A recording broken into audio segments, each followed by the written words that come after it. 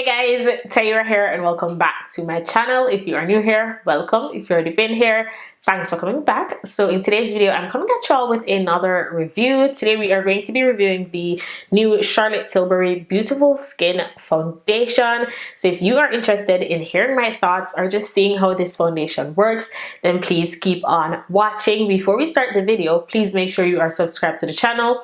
Please turn your post notifications on so you get notified every time my girl uploads a video.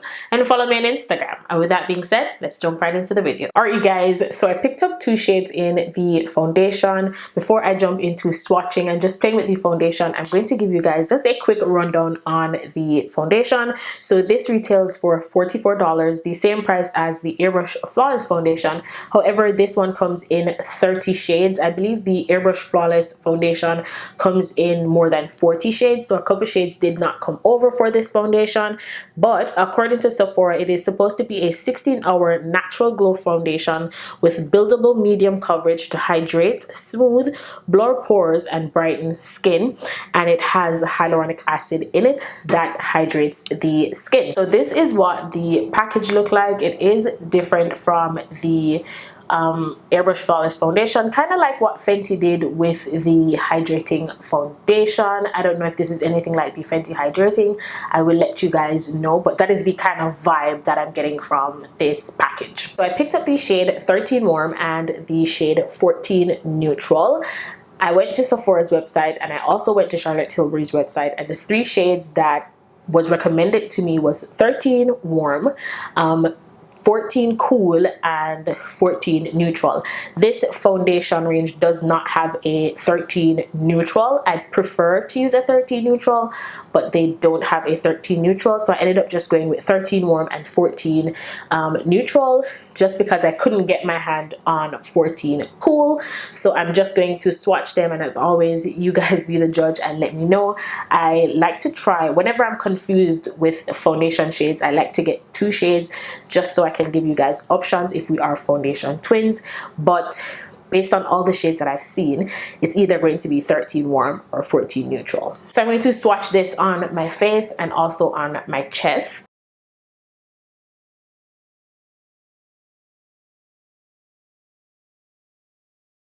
So I hope you guys can see the swatch on my chest and also on my cheek. This is 13 Warm. This is what it looks like on my chest and also on my cheek. It is pulling a little bit light, but I don't know what it's going to look like when I blend it out. On the chest, it looks okay, but on my cheeks, it's kind of a no, but I'm going to use both shades and then let you guys decide. So let me swatch 14.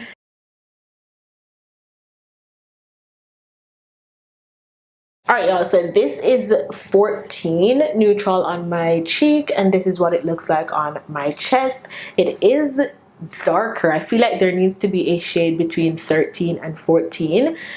There isn't much of a difference. If I picked up the shade 14 Cool, it would still be a little bit too dark. So I feel like we needed a 13 Neutral or just another shade in between, and then that would be my perfect shade. But on the chest, 13 looks okay. Like, I can make both shades work, but 14 is too dark, 13 is too light. Me, if I'm going to use this foundation, I'd personally mix both shades to get my perfect shade. But for the sake of the review, I'm not going to mix it. I'm just going to use it and just make it work.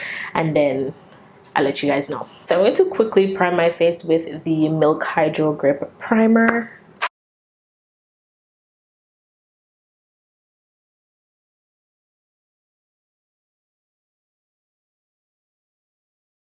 So I want to test it out both with a sponge and with a brush. So I'm using this BH Cosmetics 117 brush, and I'm taking 13. I'm going to use 13 on this side of my face, and let's see what it gives.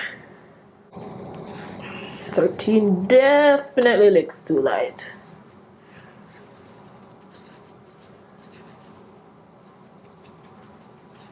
Hey guys, so 13 is definitely too light. This is what it looks like. I personally feel like of the two, I'd prefer my foundation to be darker and then I lighten it up with concealer and make it work than to go in with a foundation that is extremely light. So I feel like 13 is just a bit too light for my liking.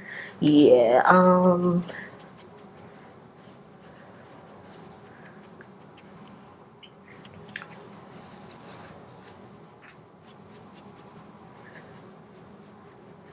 Alright, so this is what 13 looks like. As I said before, it is too light, but I just want to use it so you guys can see. Like, I can make it work by like contouring a lot, but it's just not what I'd reach for. So I'm using the same brush and I'm going to go in with 14 and apply this to my face and just blend that out. Yeah.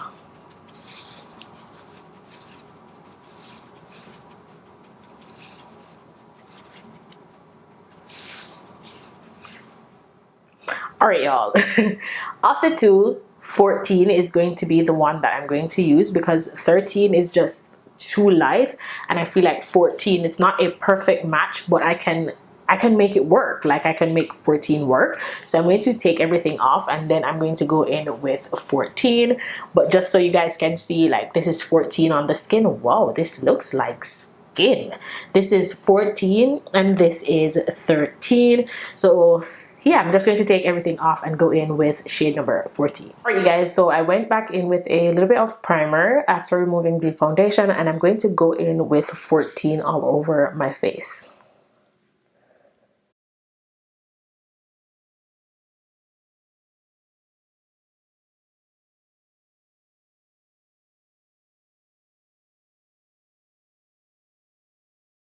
Alright, you guys, so this is what the foundation looks like with a brush on one side of my face, and this is my face with no foundation.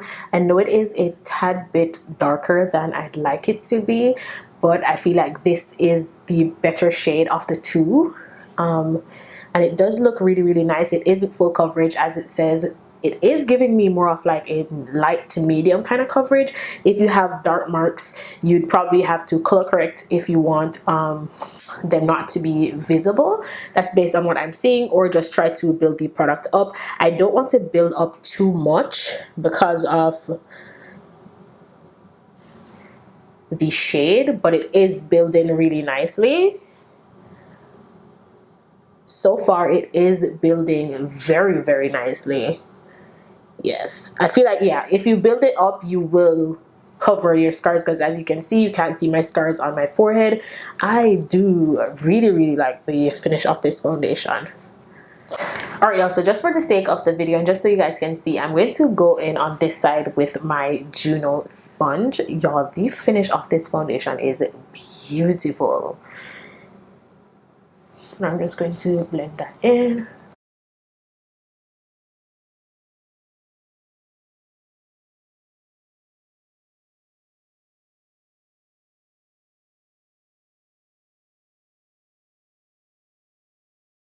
So this is what this side of the face looks like with a sponge. This is a beautiful, beautiful, beautiful finish. Like, it's not giving full coverage, but I feel like it's covering what I need to be covered. Like, it's not too obvious. I don't know if that makes any sense. And you can build it up, because I did build it up on this side of the face and it does look really, really good. Alright, you guys, so the foundation is on. It looks beautiful both with a sponge and with a brush, so it's just a matter of preference. But bear in mind, if you use a sponge like your Real Technique sponge or your Elf sponge, it is going to soak up more product in comparison to like your Juno sponge. So the Juno sponge doesn't soak up as much product, so I personally prefer it with like a Juno sponge or with a brush. But it looks beautiful on the skin. The finish is very, very nice. The shade, it doesn't look that bad, but I'm going to do my concealer with you guys on camera just so you can see how it's going to balance out once I apply my concealer. So I'm using my NARS concealer. I'm using the shade Amande and the shade Caramel. Also, I went in with a tiny bit of my Danessa Myricks Balm Contour because I don't really feel like I need to contour. But I'm going to use my Juno sponge to blend my concealer out.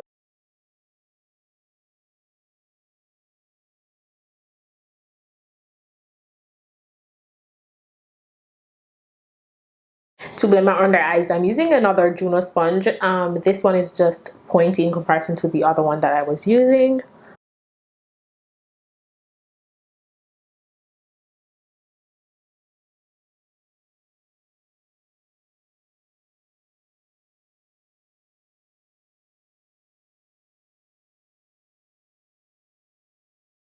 Alright, so I applied my concealer and I know you guys can see that the foundation looks a lot better like once I apply my concealer on top of it. If I was supposed to use the shade 13 and then apply this concealer, then it was just going to look way too light. So I'm going to take the brush that I use for the Danessa Myricks contour and just go right over the edge of my concealer, just so it doesn't look out too much. I don't know how to explain it, but yeah. So this is what the face is looking like. I just wanted you guys to see what it would look like with the concealer on top of it, and I am 100% here for it. Let me know what you guys think. It looks beautiful. I'm going to finish the rest of my face off camera because I want to do a wear test for you guys, and it is almost 3 o'clock. So I'm going to finish the face off camera real quick and then come back and show you guys the finished look and let you guys know what I think, and then we can jump into the wear test. Alright you guys, so this is what the face is looking like. This is the finished look. The face looks beautiful. Let me just tell you guys the lip combo really quick. So I used my Colourpop BFF 4 lip liner with my Patrick Ta lipstick in the shade She's Independent and my Tower 28 gloss in the shade Almond, and y'all, this looks gorgeous. The face looks beautiful. I feel like the shade 14 is the shade that I will hold on to if I'm going to keep this foundation, but it looks beautiful on the skin. As I said before, I want to do a wear test for you guys. It is now 3:09, so let's see how long I can keep this face on for you guys. At least 8 hours, but the face is looking beautiful, and so far I'm very happy with the finish of the foundation. The formula is amazing. It just feels really lightweight and very, very nice on the skin.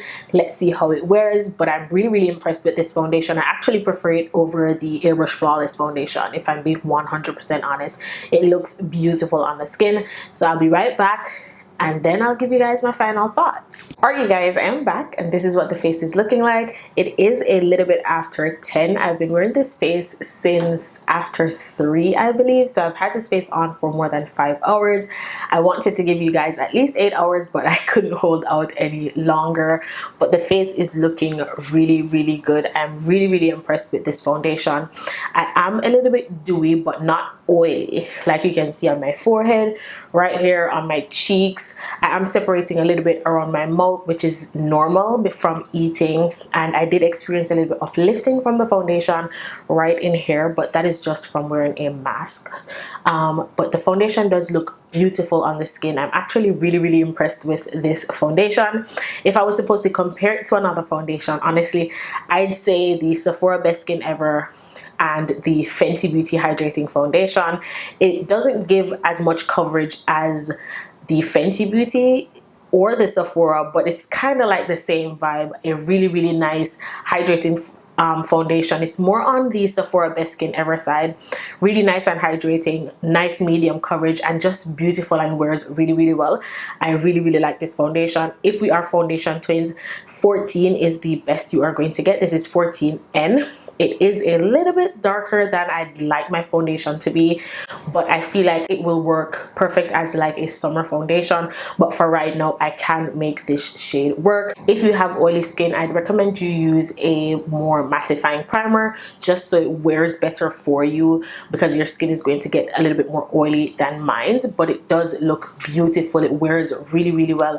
I am absolutely in love with this foundation. I'm going to touch up so you guys can see what it looks like if I was supposed to touch up during the day. So I'm going to take my Pat McGrath Sublime Perfection powder in the shade medium. I'm just going to grab my sponge and press. I can't be bothered to reach for a brush, and just press that over everything.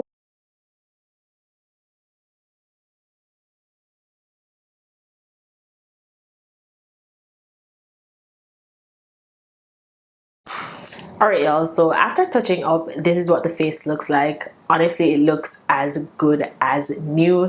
I'm really impressed with this foundation. I actually prefer it a lot more than the Airbrush Flawless Foundation from Charlotte Tilbury. Maybe because this one, I don't know if it oxidized. It didn't oxidize on me, but it looks beautiful on the skin. The Airbrush Flawless Foundation, I feel like that oxidized so much, and it was so hard with the undertones. I feel like the undertone of this one is a little bit better than the Airbrush Flawless Foundation. I feel like we needed a couple more shades, like for me to get like a perfect match. We needed a couple more shades, but I feel like the shade 14N, the undertone is really nice, and I feel like I can make this shade work all year round. Like right now it's perfect. I actually really like the way my face looks. I took some pictures and they look really good.